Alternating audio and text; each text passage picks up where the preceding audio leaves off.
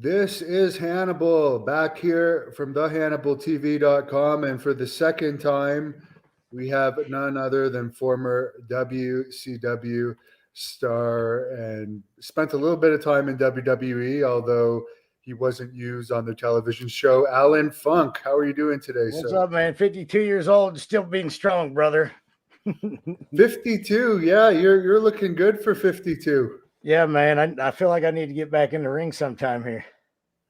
I noticed in some of the picture you posted lately, your legs are very strong. What's your best squat and deadlift ever?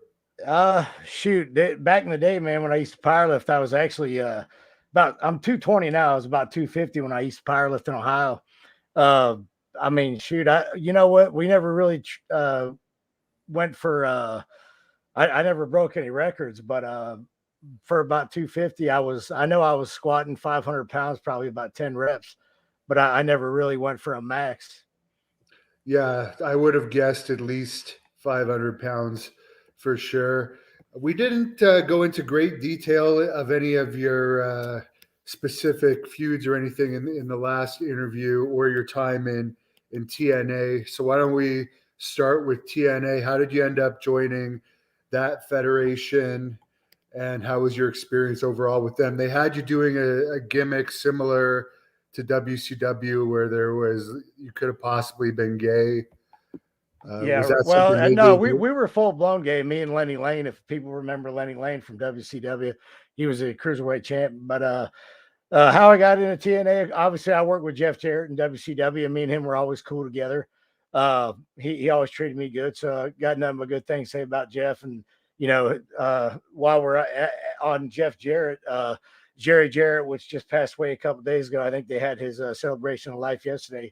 Rest in peace, Jerry. He was a good dude. Had plenty of conversations on the phone with him, uh, leading into TNA. So he used to call me on the phone and tell me kind of what he had in mind and what he wanted to do. So he wanted to bring me and Lenny Lane in uh, from WCW, which was now bought out by WWE. So we started the Rainbow Express was what they called us, and I love working with Lenny. Man, we got to work with some good guys in TNA, and we were in the tag team tournament. Coming in the door, they promised us to have the World Tag Team Championships. Thanks, Green Eggs. So we came in as the Rainbow Express and TNA. It was Lenny and Bruce, me being Bruce, and Lenny obviously being Lenny. But man, me and Lenny had good chemistry together, and I still talk to Lenny to this day. Him and I are good buddies, and we had some great matches. We wrestled Jerry Lynn and AJ Styles in the tag team tournament for the tag team belts, which we didn't win. Which were promised to us, but we never won. But it's just a wrestling business. That's what happens. But got to work with a lot of good guys down there that from WWE, like Ken Shamrock, Gangrel, which is real good dudes. Uh, it was an overall good experience. Just kind of like WCW, man. They just threw you on TV. Didn't have any really rhyme or reason for a lot of the guys. They had certain storylines they were telling with, some of the what they would call top guys. And kind of the undercard guys were just kind of left in the shuffle, and they had ideas and they said they were going to do stuff, and they just never done them. What did the booking team look like at that time? Was Vince Russo involved, and was he working with Jerry Jarrett at that time? No, no. When they first started, Vince Russo didn't have a hand in it. At least he wasn't at the shows. Uh, I think you had Burt Prentice, you had Bill Barons. Uh, I'm not 100% sure who was writing the shows. Maybe Jeremy Borash, and I'm sure Jeff and Jerry were helping doing that. But I never maybe Bullet Bob Armstrong and maybe the Road Dog maybe. Uh, but as far as that goes, I'm not 100% sure, man. That's a damn good question. Yeah, because there's a narrative out there that Jerry wanted to be the booker, and Jeff insisted on bringing Vince Russo in at one point, and that caused some of the heat with Jeff and Jerry that eventually led to Jerry exiting the company. But obviously, as you say, if you're talking to Jerry on the phone, he was definitely one of the bookers when you were there. Yeah. He had a lot to do with me coming in there, and he liked the character and stuff. So yeah, I'm not really sure what happened to that because, like I said, they sat me and Lenny down. They took photos of us, all these promo shots. They said we're going to be the tag team champs, blah blah blah, same old crap. First night we were there, they asked us to do a favor for them. In turn, they were going to put the straps on us and do all this. We were going to be their top tag team, which we had no problem doing because Lenny and I, we're professionals and we'll do whatever the company needs to so he wanted us to put Chris Harris and James Storm over, which became America's Most Wanted. So we put them over the first night. And then, of course, they had a tag team tournament. If anybody ever remembers watching them episodes, which a lot of people didn't, because I think they were on pay-per-views every Wednesday, and you had to pay like $10 every Wednesday to watch a show, which that's why a lot of people, I guess, didn't watch it. But they end up putting the straps on, I think, Jerry Lynn and AJ Styles. We wrestled them for the belts. We got to the title match, and then they beat us for the titles. So they weren't even a tag team. They just threw them together kind of the last minute, and it kind of surprised me and Jerry, or me and Lenny, on not winning the belts. At least with James Storm, he became one of the real icons of TNA. I don't know why WWE or AEW didn't pick him up, because he was really over at the high point of TNA. Well, I mean, I can't speak for him, but I can tell you what I talked to him about. So we did a video for suicide prevention in Nashville with Goldilocks. I don't know. I'm sure you know Goldilocks from TNA. Yeah. And so we were just chatting, and I don't think the WWE didn't want to use him. I think James wants to do other stuff. He wants to get in acting and further his acting career. So I think that might have played a role in why he didn't go to WWE. Yeah, I know he is doing acting now. I've heard about that, so that makes sense. John wants to know if you were buddies with Shark Boy. Yeah, man, I just shot a Shark Boy up at Ric Flair's last match a few months ago up there in Nashville. How was that experience and that match? I don't think if I saw it, I don't remember it. Yeah, well, I'll be honest with you, man. I went with Neil Pruitt, which some people would know his voice from he was the voice of the NWO. I.O. Josh. So we just went up there. I hung out with Crowbar, Chris Ford, which was in WCW. And, I'm sure everybody in the wrestling business knows who Crowbar is. So I pretty much just went up there to hang out with him for the weekend. And, we went to a lot of the shows, but I did not go to the Flair's last match. That was Sunday evening. I spent the whole week up in there and, saw a bunch of old guys that I hadn't seen in a while. So the overall experience was pretty good. And, you got to see a lot of old friends from WCW. So it was pretty cool. What's your I'll tell you the best part of that Sure. Flair's last match. If you watch any of this stuff, I don't know if you can see this stuff online, but Flair's roast was ridiculous.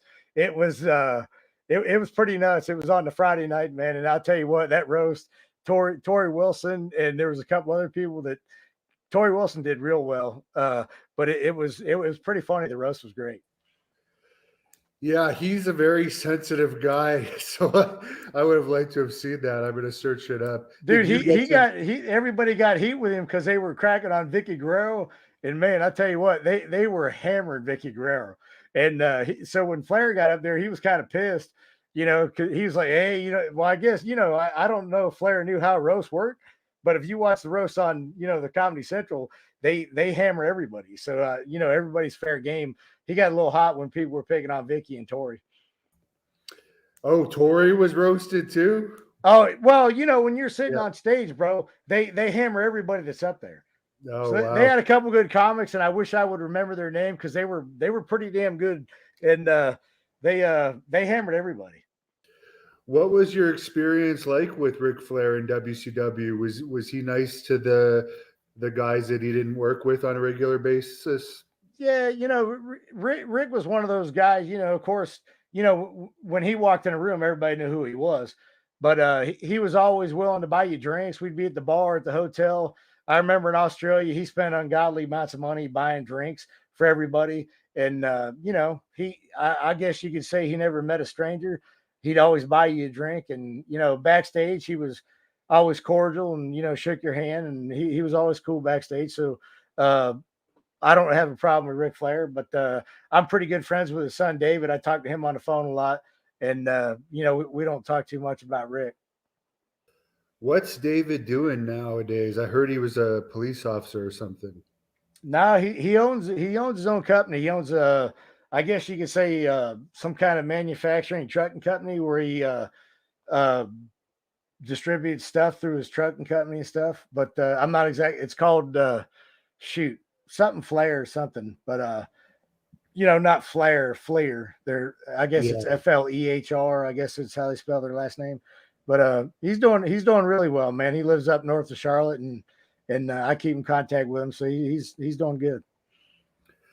Were you there for that Australia trip where Juventud Guerrero went nuts? Yeah, bro. I was right in the lobby when all this happened, and I was with a couple guys, and we were sitting there eating lunch, and we saw all this. Hoovy was going nuts, butt ass naked out in the patio. So we're inside the hotel, and when I tell you we stayed in 5-star hotels when we were with WCW, these were cream of the crop hotels, man. So you can imagine you're in this nice hotel, sitting in the restaurant, kind in the area, and then you go outside. There's a patio. Juventud was just screaming, just nonsense. He was screaming in Spanish, saying something about Jesus, and I think Conan at one point said he's saying he's Jesus and stuff. And I kept telling the guys, I'm like, Fit Finley was there, and I said, why don't we just like, you got a bunch of us big guys there, why don't we just jump on him? But he was tripping out on something. I don't know what he was. Somebody said he was taking ecstasy, or who knows what he was on, but he was definitely on something. And I just keep remembering I just wanted to go out there and knock his ass out. Just not because I didn't like him, just knock his ass out and carry him up to his hotel room so he didn't get arrested, which is exactly what happened. So, and it was the funniest thing. And I'm not exaggerating when I say this. When the cops came up there, man, they were trying to grab him. Nobody could get a hold of him. He was like a greased pig, dude. He was just everywhere. And I mean, if people had this on video, it'd be on, something on the funniest videos, dude. And then finally, I think they had a taser and they went to tase him, but they missed him because they couldn't keep a hold of him, and tased one of the cops. And then it was just it was like a Royal Rumble, bro. And then the next thing you know, Juventud, they finally get him. And I don't think they beat him up too much. They were just lucky to get a hold of him and throw him in the back of his car. And I'm not kidding you, this paddy wagon they threw him in, it looked like a dog catcher's car. They had this little door in the back. They threw his ass in there, and you see Hoovy holding on the bars, and he's screaming whatever he's screaming in Spanish. And you couldn't make this stuff up, man. Yeah, I wish there was cell phone videos back then. Oh, dude, wouldn't it be great? Yeah. I wrestled him and had a very bad experience wrestling him. Let me ask you this: when you wrestled him, it was all about him, right? Yes, what he did was he did his whole match, and then he didn't give me the part where I was supposed to do stuff. He just ended the match. Dude, that sounds like Hoovy. I worked him on I think it was one of the Saturday night shows. I worked him in Michigan one night, and Saginaw, Michigan. I'll remember this. And backstage, everybody's telling me, don't let him take everything. You're gonna have to take some of the match. So going into the match, and I was, I wasn't really green, but we were new in WCW, so I was trying to, stay in my lane. But again, I was trying to, kind of make a name for myself, of course, but we had an okay match. I wouldn't say it was a great match, but it wasn't a bad match. He actually let me get some stuff in there, and when he didn't, I just took it. So, and stuff I talked to him backstage, if he wouldn't let me get it, I did it anyway. So, it was kind of when you have Bam Bam Bigelow trying to teach you a little bit, and he helped me out a lot with that, where guys would try to take the whole match. And Bam Bam really helped me out, when I first started in WCW, teaching me how to control guys like that. Yeah, with me, it was supposed to be a near fall, and he just took the pin, and there was a lot more to the match, and it's like, okay. Jesus. And sometimes I get pissed off because they act like it's a language barrier, but it's not as much as a language barrier as they lead to believe. Yeah, he's a strange guy. Wouldn't want to wrestle him again, that's for sure. Well, I don't know if you saw his stuff with he wrestled Jericho on AEW, I guess, because they always had that gimmick. but I didn't even see it, so I don't even know how that was. Well, he's not going to pull that stuff with Jericho, and I'm sure. No, hell no, especially not on that show. No, but I guess they only used him that one time for whatever reason. Yeah. Somebody wants to know your thoughts on Vince Russo, who I think you also worked with on his independent company after WCW. Yeah, he did a couple shows. Me and Vince Russo always had a good relationship. He kind of liked the young guys, and you say what you want about Vince Russo. I mean, I really can't say nothing bad about him because he kind of gave me the Kwee character, which, I wasn't 100%, all great. I didn't want to go. I didn't really like the character. Let's just say that. But I had to work with it because it got me on TV and it got me doing, the reason I'm on your show is because I did that character. So, it got me to where I needed to go and start out. And I thought it was going to be a catapult for other things. And that's why, I really didn't agree to do it. I didn't really have a choice. But him and Terry Taylor saw me in the airport. And at this time, me and Mike Sanders were doing the Double A team, it was called. We called ourselves the Double A team, the Reinforcers, and we were doing the Saturday night shows and stuff like that for WCW. And so he saw me with my hair spiked up in the airport, and he said, and he goes, I can't. Him and Terry Taylor were in awe that I actually wore my hair, high as I did, and I wore that all the time like that. So they said, man, we might have a character for you. And Vince said, come on when you come to Nitro, I need to talk to you, and we'll discuss some things. So he kind of went over the character with me and told me what I needed to do, watch some videotapes of Mango on Saturday Night Live. And it went from there. And, but I didn't mind the character actually once I started doing it. If they would have given me a little more freedom to do things that I want to do, I think it might have became something better than what it was. Did you kayfabe the character out in public in those days? Yes and no. I kind of tried to wear, stuff that people would say all that might be him, or he might actually be like that. And I didn't want people to the average fan or people that weren't smart to the business back then. I kind of wanted them to guess on like kind of, if I was kind of gay or what kind of guy is this, Someone wants to know if you've ever teamed up with Terry Funk. A lot of people think that that's a fake last name and you took it from the Funks, but I believe that's your real last name. No, it's my God-given name. And I'll tell you a quick story. We were in, my dad used to come to a lot of the shows before he passed away. And we were in Indianapolis, Indiana. We did a pay-per-view and stuff there. And at this point, I was pretty good friends with Terry because, the first time I met Terry, he asked me to see my ID because when I introduced myself to him, I said, I'm Allan Funk. And he stood up. He was playing cards with the wall, which was Jerry Toot. And he's like, your last name's Funk? And I said, yes, sir. And he said, I'm going to need to see some ID. So I had to pull my ID out and show him. And as soon as I showed my ID, he gave me a big hug, and then we became friends then. And then in Indiana, my dad was at the show and Terry was there. So Terry said, hey, I'm bringing my uncle's going to be here and some other, family guys. And he already saw my dad and he said, you guys come in and, meet my family and stuff. Cause Terry and my dad always sat around and tried to figure out how we were related. And they were coming up with some, ideas how we were related. Cause we had relatives in Indiana and Chicago area. My dad grew up in Chicago. So there's some kind of connection there. We never really did figure it out. But he brought his uncle to the show that night. And my dad was out in the arena, chatting with the guys and doing whatever. And I seen his uncle walk in and I thought, holy crap. So I went and got my dad and I said, Dad, you got to see Terry's uncle. And so I brought him in the locker room. Terry's sitting there and I said, Terry, I said, I want to introduce my dad to your uncle. And he come in, I guess he was in the bathroom or something. He came out and he goes, hey, it's my uncle. And I looked at my dad and he looked at me. And I said, holy shit. His uncle and my dad look like damn identical twins. So we're sitting there, we're laughing. We're like, holy crap. We can't believe the resemblance that they look so much alike. So, there's got to be some connection with Terry Funk, with the family and stuff. I don't know what it is, but his uncle and and my dad looked identical twins, man. It was kind of crazy. But to answer your question, I never got to wrestle Terry Funk. I was in a few spots with him. We did some stuff with Meng and the hardcore stuff, and he actually almost broke my elbow one night. He hit me with a chair so damn hard.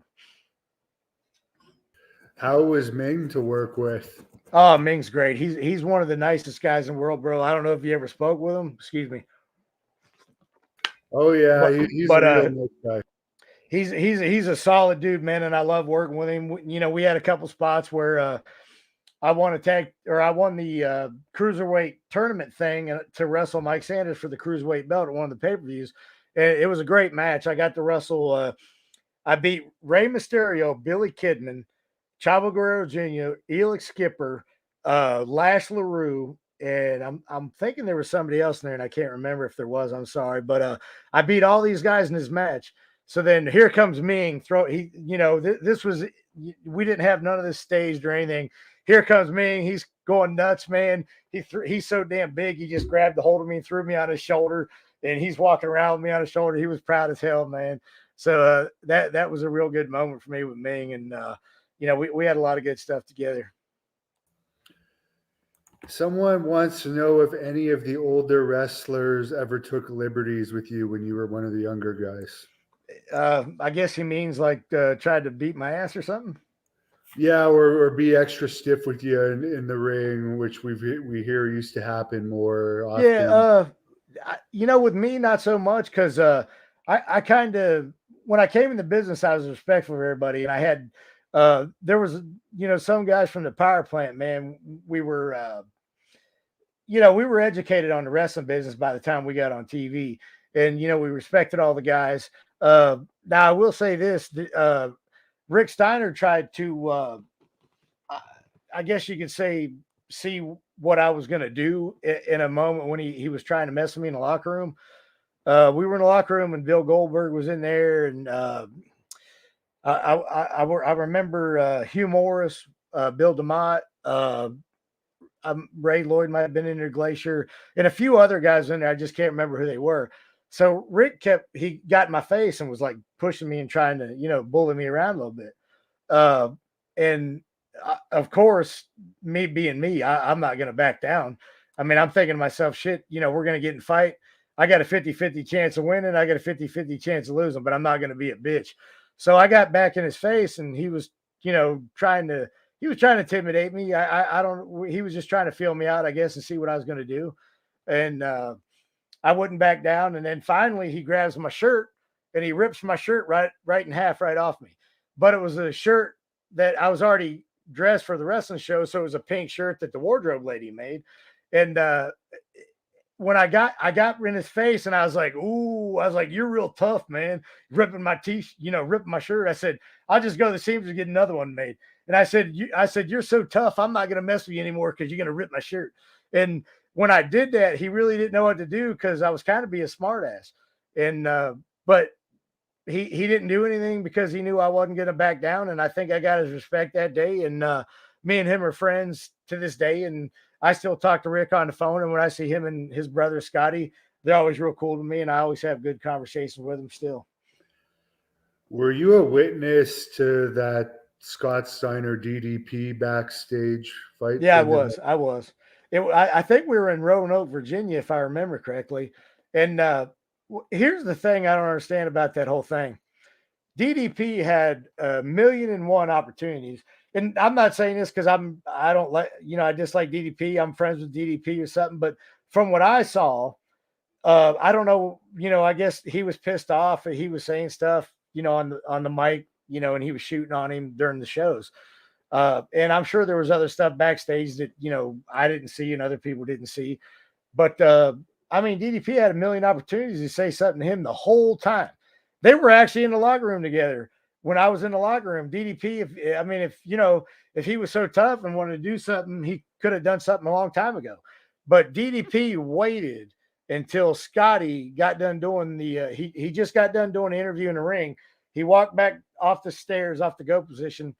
And as soon as he got down the stairs, DDP kind of, everybody was around. So there was, all the agents and everything. So I don't know whether DDP knew people were going to stop it immediately and he wouldn't get his ass totally kicked. But to me, that's what it looked like. I'm just telling you what I saw and how I perceived it. So to me, it looked like DDP was kind of scared of Scott, but at the same time, he didn't want to back down 100%. So he bum rushed him when he got off stage, and it didn't go well for him even then. Even when guys jumped in and Fit Finley and a bunch of guys jumped in, of course I didn't, because it's not my place to jump in. If I would have just let him fight, and Scotty would have probably tore his head off. But and that's just a fact. I'm not saying that because I like Scotty better and I like DDP. But I mean, if I was betting, I would bet the house on Scotty Steiner against DDP in a fight. But and they broke it up, and it really didn't. There was maybe a couple punches thrown. It was no big ordeal. Yeah, I think Scott told me when I asked him about it that he was actually trying to rip his eye out. Yeah, I mean, I could see that, because even though DDP got to him, because Scotty didn't know it was even happening. And I saw the whole thing. DDP kind of tried to, tackle him. But, Scotty, being the collegiate wrestler he is, he's an all-American wrestler, dude. Like, and DDP's not. And he, was 100 pounds more than DDP. He just flipped him back over, and he was on top of him. And I think he took a couple shots on him, but I don't think he got good shots on him because there was a bunch of guys jumping in, and I didn't really see if he was going for the eye, but I mean, I'm sure he was. Yeah, I guess there was another incident where Scott threw a monitor at Terry Taylor or something too. So, I'm sure. I could tell you some stories that I've heard. I haven't witnessed with the Steiners back in the day, but I could imagine I'm probably sure if someone said he threw a monitor at Terry Taylor, I'd probably bet the farm on that one. I was reading a story on your old friend Buff Bagwell that at one point, I don't know if you were here at this point, but he got suspended because he was talking to Luger in front of a door, and some production guys were trying to bring a rug through the door, and they asked him to move and he wouldn't move. So he punched this guy that's just trying to do his job. Yeah. Well, there was a couple incidents like that. I know one day, Marcus, and the reason I know this, I was pretty good friends with a lot of the production guys, because I was born and raised blue collar, so they'd always we'd do the pre-tapes and this and that, and so I became friends with all of them. So they used to tell me a couple stories about Marcus, and I never saw any of it, but I can tell you what they told me, and I know Marcus got suspended maybe more than once for that.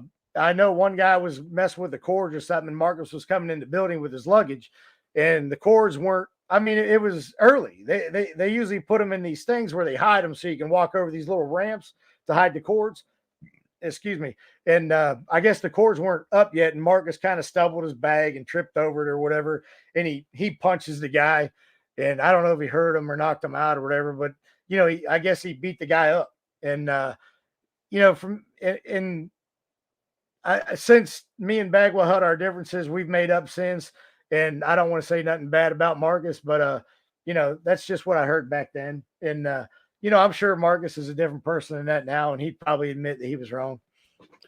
Yeah, some of it has been documented, and I think that some of that probably contributed to why WWE didn't use him for longer, because he was really over in WCW. Yeah, but let's be honest, man. Marcus looked great. His body looked great. And back in the day, he could work, but once he got that NWO spot and stuff, let's be honest, man, his matches weren't 5-star matches. And then by this point, he was, you could visibly see that he was on the gimmicks pretty hard. So, whether that was the case or not, that's just what I saw. And the great Muda just retired, I think, just over the weekend. You wrestled him numerous times. What was it like being in the ring with one of the most famous Japanese wrestlers of all time? And your thoughts on him finally retiring after this, I think it was been about a year retirement tour. Yeah, I think there was 30,000 for the retirement match. Yeah, I think his last match was just maybe a month or two ago, when he wrestled, I think, Sting and Darby Allin. But yeah, Sonny Ono, I'm good friends with. He went, man. I wish I could have went to Japan, but working with a great Muda, that's that's one of these things that that's the reason you get into wrestling, right? You watch these guys when you're a kid, and then getting to work with Muda. I wrestled Muda in the main event over in Japan, which was amazing.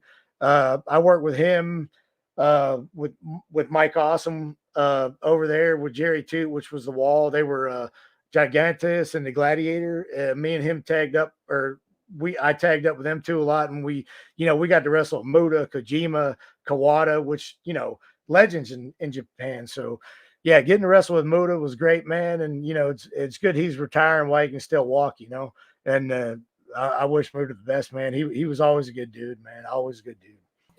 What was the culture like working over there? The Japanese culture, man, is amazing. Everything in Japan, I always tell people this, everything means something in Japan. You could work at McDonald's, the dollar store, 7-Eleven, it don't matter. These people take everything serious. If they're working in, Kentucky Fried Chicken, man, I remember we'd go over there, we'd get me and Taya, I always have trouble with this guy's name, Kaya. Great dude.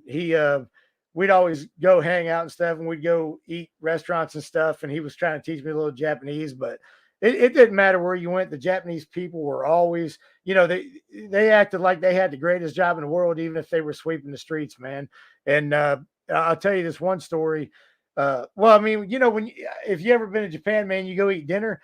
Nobody eats or drinks anything until everybody has their drink. So if drinks come first in America, you start drinking your drink. In Japan, it's disrespectful to do that. One guy gets his drink 10 minutes later, he hasn't touched that drink till everybody on the table gets a drink, and then they kanpai and everybody drinks. I love that about their culture, man. It's so respectful, and you don't eat or drink nothing unless everybody's got their food and drink, and the stuff like that, man. Is just I love it. Did you have any sponsors over there that would take care of you for certain things? Well, I didn't have a sponsor per se, but me and Jerry Toot, and I always say Jerry Toot because he was one of my best friends in the wrestling business, man. He's the reason I started going over with All Japan Wrestling, because he was big time over there. So Jerry Toot was a Wall in WCW. If people want to look him up, man, he was a big dude, great athlete, and he was a hell of a guy, man. You can't beat his personality in and outside of the ring, man. He was a great guy. But I'm sorry, man. Hannibal, what was the question again? If you had, like, when I've interviewed Vader and stuff, and Stan Hansen, I know they were different levels in Japan, but they would have like sponsors that would even take them to massage places, buy them dinner, Yeah. buy Well, them drinks. I didn't officially have one, but me and Jerry became friends with. I always called him the money guy because he was the guy with some money, and so he was always around the office. And I really didn't know. I wasn't smart to really what his role was, but all as I know is he always invited us to dinner and always paid for everything. So every time we went to dinner, he paid. We'd go to these clubs where it cost, say a couple $100 to get in these clubs. I never paid for nothing. So I guess in that sense, you could say I had a unofficial sponsor because he always took care of me and Jerry, no matter what we did. I know you wrestled Mike Awesome over there too, and he was really over in Japan. Any Huge memories of him? Well, I tell you, Jerry too was he was bad on the drugs. So me and Reno, which was in the Natural Born Thrillers in WCW, good friends with him, and Dale Torberg, which was the Demon. We were all a tight knit group, and we were trying to do an intervention with Jerry's girlfriend and trying to get him off drugs and stuff. So the fondest memories I have of Mike Awesome and Jerry was every night. I told Jerry, I said, listen, we came over here to make money. Jerry wanted to go out every night and spend his money. And Mike was the same way I was. He wanted to stay in the room. So me, Jerry, and Mike would always stay in the room. We'd play cards. We'd play, we call it 500 in Ohio, where I'm from. We'd play 500 rummy pretty much every night instead of going out. Me and Jerry would go eat dinner, and then we'd come back to the room and play cards with Mike Awesome. We'd play, I guess back then was maybe an Xbox or Nintendo, maybe even we were playing in the rooms. And, me, Mike, and Jerry sat around and, ate like almonds and beef jerky and peanut butter and played cards and video games. So, that we became, us three became pretty tight every time we went over there for a tour. What are the hotels like there? Oh, brutal. Now with John Tenta, like Andre the Giant, like me, I don't consider myself to be that big of a guy, but I mean, I'm 220, 5'9".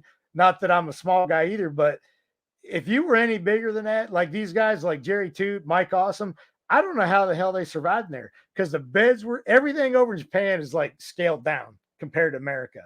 They don't have no parking or nothing in there. They build all the buildings are up instead of out. So if you go into a mall, you start in the first floor that's small and you go up, 20 damn stories. So everything is small, like the showers. Like I couldn't even shave my arms and legs in the shower. They were so small. Like, and I'll tell you this one story. Me and Jerry and Mike were going to go eat. And so I go down to Jerry's room to get him. He's got the door open. I knock on the door. He opens up the door. He's half in the bathroom, half out of the bathroom. I'm like, dude, what in the hell are you doing?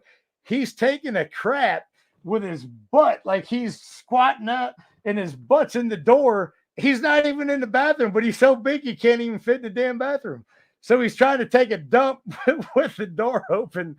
And I don't even know if he hit the toilet, but I said, dude, I'm getting out of here, man. I'll be waiting for you in the lobby when you get done. So it's just stuff like that. It's funny about Japan, You always hear that Andre would just do it on the bed there. Oh, shoot. I don't doubt it. There's no way some of the hotel rooms I stayed in, Andre the Giant would have been miserable. He wouldn't have, I mean, no wonder that guy was miserable sometimes traveling. In WCW, what were the most common drugs that people would have been taking back in those days? More muscle relaxer style stuff, or I never got into that, and if I did, I'd tell you. I very rarely took a pain pill, but just from watching other guys and obviously seeing what's going on, pain pills, and Somas was a big drug back then, and Xanax. They always talk about taking a bar of Xanax. I think a 2 miller bar of Xanax, 2 milligram. I'm sorry. And hydrocodone, and Oxycontin wasn't real big, I don't think, at that time in the wrestling business. But the hydrocodone, the Percocets, the Vicodins, and the Somas and the Xanax were probably the 4 big ones. Yeah, good thing you never got messed up with that, because those don't do anybody any good. No. Somebody wants to know like a timeline of when you were actually in WCW. I was in WCW from 98 until 2000. I guess it was 2001 when they got bought out. Who were you closest with behind the scenes? All the guys from the power plant, Chuck Palumbo, Sean O'Hare, Reno, which was Rick Cornell, Mike Sanders, Elix Skipper, Kid Romeo, and I know I'm missing some damn people. Mark Jindrak. We were a real tight-knit group, man, all of us, with Paul Orndorff and Sarge down at the power plant. But top name guys, like I became really good friends with Macho Man. And then I started working with him on his, when he did that Big 3 Records. He used to find me down to Florida, and I would do his music videos with him. Brian Adams, I met Randy Savage through Brian Adams, which was Crush, big Crush in WWE, and he was in WCW for years. Him and Brian Adams were best buddies with Macho Man, and I became really good friends with those two. In WCW, as far as the top guys, I used to travel with Kevin Nash a little bit. His mother-in-law lived across the street from me and my ex-wife, and through that, and Ross Foreman that works for TNA, I became friends with Kevin. And there was a lot of other guys that I was I was good friends with the Armstrongs, Brad Armstrong and, his brothers, Scott and Stevie, and his dad, Bullet, obviously. And then, I was friends with the Road Dogg, Brian, and which I saw him up at Flair's last match, and him and Scotty. So, everybody was cool in WCW. There was kind of a, like even Goldberg was cool. He wasn't so great to work with, but behind the scenes and like at the power plant and stuff, he was real cool. How was Bret Hart behind the scenes? Oh, Bret, actually I saw him at Flair's last match. I'm glad you brought him up. Sorry, man, I'm getting dry. So the first time I ever met Bret Hart, I actually shared a locker right next to his. And we were out west somewhere in Nebraska or somewhere. And he was the nicest guy. He treated me like he'd known me for years, which goes a long way with me, man. Cause like I said, I grew up blue collar and I got a lot of respect for people. And when they show you equally amount of respect, someone like Bret Hart, man, that goes a long way. And not that Bret Hart remembered who I was, but I actually approached him up at, he was, after he got done with his autograph signing at the Flair's last match. I walked up to him and, introduced myself again to him. And he actually said he remembered me. And, I just told him, I said, man, I want to thank you for always being so cool, man. A guy in your position was always super nice, man. And I said, it meant a lot to me and I appreciated it. And he loved it that I told him that, man. And he really appreciated, my sentiment and he hugged me and, we had a moment there and it was kind of cool. David would like to know. Oh, sorry, wrong person. Brandon wants to know what your favorite match was. Shoot, I can't really say I got a favorite match. Of course, wrestling, like we talked about with Muda. I mean, you can't discount that match because it's Muda. And Kawada in Japan was awesome. Kojima working with was great. But I guess the if I had to say a favorite, I mean, I can't discount any of the power plant guys, but it was always good working with those guys. But I had a really good match on the last pay-per-view, Agreed, with Jason Jett. And I always bring that match up just because we weren't even supposed to wrestle. I wasn't even supposed to be there, but I went to the match because I went down to spring training in Florida and watched some of my friends that played pro baseball and stopped by of course I stopped by the pay-per-view and they actually booked me and Jason Jett. And I guess that's why that match meant a lot because it was the last pay-per-view. I didn't really know it at the time that it was the last pay-per-view, but since that was the last pay-per-view and it was actually a damn good match. And, I give credit to Jason Jett for having that match. And I guess that match, just because it was the last pay-per-view and it kind of meant something. Since we're based in Canada, any memories of the WCW shows that were in Canada? I think they did a bunch of tapings around the time you were there. Yeah, I actually wrestled Elix Skipper on a semi-main event when we were in Canada. And the reason I remember that match is my ex-wife. I wrestled the next night. I can't remember which night it was. It was Raw or Thunder, but I wrestled Shane Douglas and Tori Wilson, me and Paisley. So I actually had a spot where I had to kiss Tori Wilson, which, I wasn't complaining about that at all. And, but I was always good friends with Tori. She was a great girl, man. So I actually called my wife because she always told me that I needed to give her heads up with some of the shit I was doing with kissing these girls and stuff. And so I called her up and I said, hey, I said, I got to kiss Tori Wilson tonight. And she's like, bullshit, go in there, grow some balls and tell them you're not doing it. And I said, honey, I can't tell these guys. I'm just now getting where I needed to be. I'm wrestling guys on TV that people know and people are starting to know me and I can't just say no. So, I can't say no. I told her that. So I didn't. So I ended up kissing Tori Wilson. Well, my ex-wife told me that I called her back and she said, I already threw all your shit out in the yard. When you get back home, you're going to have to get all your shit out of the yard, which I knew she didn't do it, but she was pretty pissed. So, I remember that in Canada for sure. And I got to meet the minor league hockey team for the New York Rangers. And one of the guys actually gave me a hockey stick. So that was kind of cool. That was one of my good memories from Canada. And, wrestling Elix Skipper in the semi-main event was awesome. And I actually got to hang out with Lance Storm. We went and ate dinner. I'm not sure if you guys got like a fast food restaurant that are different down here, kind of like an In-N-Out burger or something. I remember going to this restaurant, and I'm not really sure the name of it, where me and Lance Storm and a couple other guys had some food there. So, eating with Lance Storm in Canada was always cool. Someone wants to know if you liked Booker T, who you ended up being managed by his future wife. Absolutely, man. Booker was a top-notch guy, man.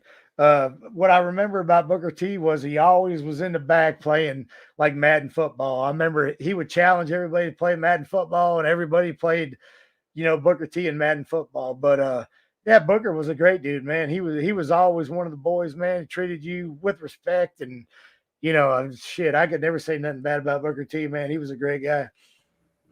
Wallace wants to know if you ever ran into King Kong Bundy.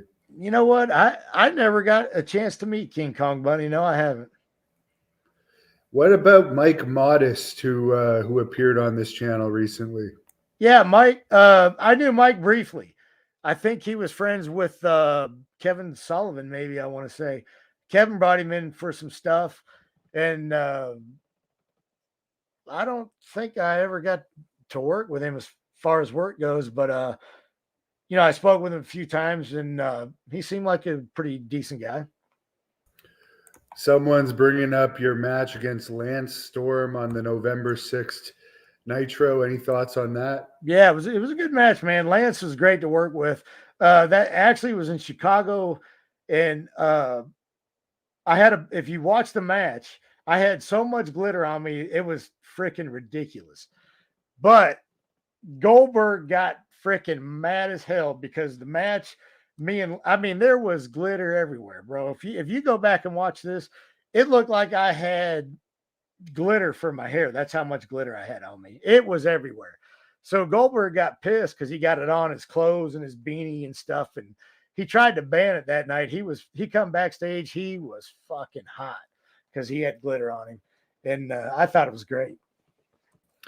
How many wrestlers had their own dressing rooms? Because it seems like they had a lot of like ego-ish stars in WCW, like the Goldbergs and the Hogans, and probably the Randy Savage and the Stings and the Lugers, that would probably require their own dressing room, I'd imagine. Yeah, and there were quite a few, and pretty much the guys you mentioned, yeah, but not all of them were assholes. Even though they had their own locker rooms, like even Hogan, he'd come out and talk to you. He was always cool, and I grew up. Hogan was my favorite damn wrestler, man. I have a shirt on my wall that I caught at the second Survivor Series in Richfield, Ohio, at the Richfield Coliseum, and when I worked with him, he actually signed it for me, so I got it in a big frame, and he was always cool. Macho Man, I became friends with, was a great guy. He actually come up to me and introduced himself. But now at that time, Sting, I thought Sting was the biggest ass in the world at that time, because I was supposed to do a spot when they first brought us on as we were a Bischoff and Russo security and stuff. And even before that, we did security with Doug Dillinger and the guys just out of the power plant. And I had to walk out with Sting. He was walking through the crowd, and they told me I was in charge of not letting people jump on him or hurt him or do anything. So, I come out there and I say, hey, Sting, they want me to follow you out the ring stuff. And he was kind of a dick. He's like, I don't need you walking me to the ring. Or, he was real standoffish. And I always thought, what, if someone jumps on him, I'm going to let him beat the shit out of him. Because, treating a guy like that, I just went out there and was doing what Doug Dillinger told me. He was head of security in WCW. So, don't browbeat me because, you're Sting and I'm not, that kind of shit, don't sit well with me. Yeah, I've heard he was going through a divorce or something, or marital problems during one point. Yeah, now I will say this later on. Of course, he didn't apologize to me because he probably forgot about the incident. But later on, he became a little cooler when I had a couple encounters with him later on. So, maybe he was having a bad night. I don't know. But, he just rubbed me the wrong way that night. Brandon wants to know any good stories from TNA. You've already told a couple. Is there any more you left out? Well, I don't know what kind of stories you want to hear. There's probably a couple I shouldn't tell you, but I could tell you one night with Kathy Dingman that used to be BB in WWE. I wrestled her, and she took me dress shopping, and we went dress shopping for an evening gown match. I don't know if that's the kind of story you want to hear, but some of the stories I'm going to keep to myself right now. Yeah, you won the Miss TNA at one point. Only title I ever owned, Hannibal. You know what? It was all right. It is what it is, man. It got me on their TV and kept me a job, right? It was fun, if nothing else. I got to work with Kathy and became friends with her, and it is what it is. They got rid of Lenny. They didn't want to use him anymore for whatever reason, and that's kind of direction my character went. And I did it because I kind of had to, and that was basically it. Good question here from Lance. Did any of the wrestlers think you were gay in real life? You know what? No one ever told me, or said anything to my face about it. But I mean, I'm sure there were. I'm sure people were kind of questioning, some of the stuff I did. I don't know. Yeah, well, now there's actually a lot of it's a different landscape now in wrestling. Well, yeah, when they first gave me that gimmick, they told me if I got any gay chance or any signs that said gay or fag or queer or anything, they were going to take me off TV. And I was like, holy shit, man, they're like setting me up for failure. But thank God, we never really got those chances and stuff. Here's a question that Ringspan has for you about the hilarious segment you did with Paisley on WCW Worldwide with Bobby Heenan. Holy crap, Ringspan, that dude is he did his homework, man. Yeah, we filmed that down in the TNT where they do the TNT NBA stuff, I guess. And I don't even know how that came about, to be honest with you.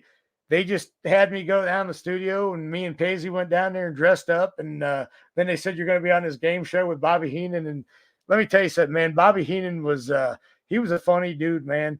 I went to a few baseball games with him at Yankee Stadium, and of course, Bobby Heenan knew everybody, so it was always fun going with Bobby because you got to talk with everybody because everybody knew him, and that's how I actually became friends with George Steinbrenner because of Bobby Heenan, and he's just a card, man. He just 100% just joking around, bro, and he was just a trip, man. It was pretty fun. It was kind of weird because nothing was rehearsed, and at that time, my character, they wouldn't really let me do too much with my character, so I was kind of limited on what I could do on that show, but it was fun. What did you think about Tony Schiavone, who Bobby Heenan didn't write too much good stuff about in his book, but it seems like even Tony Khan took a shot at Tony Schiavone last week. Did he? What did he say? I don't know. I didn't hear what he said. He insulted Ariel Helwani, the MMA reporter from working for WWE, and he said, "You're no better than Tony Schiavone." Oh shit! And it's like, why are you insulting your own guy? Yeah, dude. I never had a problem with Tony. He was Tony was kind of funny, and from what I saw, Tony was. Now let's be honest, man. Tony's kind of, I guess some people would call him nerdy. I'm not just saying that. I'm just saying, from what I know of Tony Schiavone. Like I said, he was always cool with me, but Tony always seemed like he was always trying to get with the hottest chick, or he was kind of that. To me, when I saw him around these hot chicks, like he was the weird old grandpa that always tried to touch the girls' butts and stuff. That's just how I picture Tony. But I saw Tony shoot about a year ago, maybe we at an indie show down here in Atlanta, and he put me and Mike Sanders over big. So, I can't say nothing bad about Tony. He was always cool with me. Somebody's wondering if you have any stories about Big Money Dan, the left-hand man, which I guess was the Undertaker's name for Danny Spivey. I don't know if you ever would have crossed paths with No, I don't have any stories on Big Dan. Sorry about that, buddy. Apparently, the Undertaker revealed last week in an interview that he was a pimp before he got into wrestling. So, dude, let me tell you something. There's all kinds of guys in the wrestling business. There's nothing surprises me. So I'm sure he probably was. Yeah, weren't you around the time of that? I forget, Hardbody Harrison. Oh yeah, they just contacted me to do Dark Side of the Ring with him. But I don't think they're going to do it now because I think they need to get so many family members to approve the episode, and they can't get a hold of any of his family members that wants to do it. So unfortunately, I don't think I'm going to be doing the episode now. What was he like? I think he was holding girls hostage supposedly, and Well, yeah, they said he had some kind of sex slave ring, which I mean, I'm sure he probably had. I wouldn't say hostage per se, but I think he had him maybe brainwashed a little bit. Just from what I know, Hardbody trained with him at Power Plant, and I did a lot of his indie shows. He ran an indie show in Griffin, Georgia. So Hardbody Harrison, above all else, I mean, he was a great worker, great body, great worker, and he can work with anybody and make you look like $100 or $1,000,000, you know. But he was a great dude when it come to that. But he was a worker. This guy would sell freaking ice to an ice salesman. This guy, he would do whatever he could to make money and work people, and I noticed that shortly after I met him, I became smart to it. And he tried to take advantage of me one time, and he realized it wasn't going to work. So him and I became friends, and he pretty much figured out he wasn't going to take advantage of me because, like I said, I was smartened up in the business pretty early with some of the guys that have been around the business, and so Hardbody put a bunch of old equipment in my truck without asking me in the back of my truck, and that the WCW had given him, like Jody Hamilton. And they were getting rid of a bunch of stuff. So they were just they were going to throw it away. So Hardbody took a bunch of stuff. So he put it in my truck, and Hardbody used to talk, hey dog, you know, he talked, for lack of a better word, like ebonics. He wasn't highly educated, and he spoke real, you know, street, and he was just a rough guy, just hard rough. So he's like, dog, you can take my stuff to my house in Kennesaw, dog, and you know, you're going to do it. And I'm like, Hardbody. So I walked outside. I seen all this shit in my truck, and I'm like, you want me to drive that to Kennesaw, and which was north in Georgia, and driving in Atlanta traffic north, it's a pain in the ass in the afternoon. So I'm thinking to myself, this guy's freaking crazy. I'm not taking none of this shit to his house. So he kept going, dog, you taking to my house, dog, you taking to my house. I was like, you know what, Hardbody? All right, I'm taking to your house. I'll be up there after the power plant. So as soon as we got out of the power plant, man, I got in my truck. I went up to the corner. I pawned all the shit off at the pawn shop and got money for it. I don't even remember how much money I got for it, but I had the ticket, and I brought it to the power plant the next day. Hardbody sees none of the shit's in my truck. He's like, dog, where? And this was before cell phones, so he didn't have my home phone, so he couldn't get a hold of me. So we get to the power plant. He's hot, man. We got heat now. He's like, well, dog, where's my stuff? Where's my stuff, dog? I said, Hardbody, let me tell you something. You don't ever put something in my fucking truck again without asking me. And I said, it's up at the pawn shop. I handed him the ticket. I said, if you want it, go fucking get it. Don't ever fucking do that shit to me again. And he never did. And him and I, that's where we, you know, he crossed the line, and I set the boundaries, and we were cool after that. According to Kevin Sullivan, he and Sonny Ono and a bunch of people that were involved in that racial discrimination lawsuit each got $1 million. Yeah, you know, I heard Hardbody got $1 million, and I heard it from more than one person. And that's when his sex ring got a little, I guess, out of hand, you could say, because he had money and he was doing more stuff with it. And ultimately, I think that's what got him caught, was winning that money. I don't know if that's the case or not, but you know, I still kind of kept in touch with Hardbody because unfortunately he knew where I lived. He found out where I lived because one of his girls that he was, and from what he tells me, he was married to like 2 or 3 girls. And I know the girls because they used to come to his independent shows, and one's name was Heather. And I actually used to work at the Ingles and the bank, or not the Ingles, I'm sorry, the Publix and the bank. And I always went to Publix and saw her. So, and she actually told me they were married, and I knew he said he was married to a couple other women. So I guess he was married to more than one woman. So I would say that money that he got from WCW, which is $1 million from what I hear, that I think that's what helped him get caught, because he got kind of, you know, more open about it. And I think he had more girls, and I think that's how he got caught. Very interesting stuff and very interesting stories. We appreciate it, and the fans appreciate it too. where can they follow you if they want to look you up on social media and see these pictures like the one you recently posted sitting on the toilet? Well, okay, so that was from a bet from I'm a Ohio State fan, which you can see up here. So Ohio State played Georgia in the Peach Bowl this year. So they losing the bet, I had to wear a Georgia shirt all week, and I had to post it on social media. So those are my creative ways of wearing my Georgia shirt with my thong on too. And I was actually on the toilet. That was a shoot photo. But they can look me up. It's just my name, Funk Allan at Instagram. It's Allan Funk 05 on Twitter, which I'm not really on there that much. And on Facebook, it's Funk Allan. So, but also I'm doing have you ever heard of the Icons of Wrestling at the 2300 Arena in Hannibal? Yeah. I got booked on that this year. So that's going to be July 1st. It's going to be at the old ECW Arena in Philadelphia, July 1st. So if you're in Philly, come say hey to me, man. I'd like to meet everybody and say hey to you. And they usually do wrestling shows on those too. So maybe you can get back in the ring too that week. Well, I do have to have knee surgery. So if I don't get knee surgery, I wouldn't be against being on a wrestling show.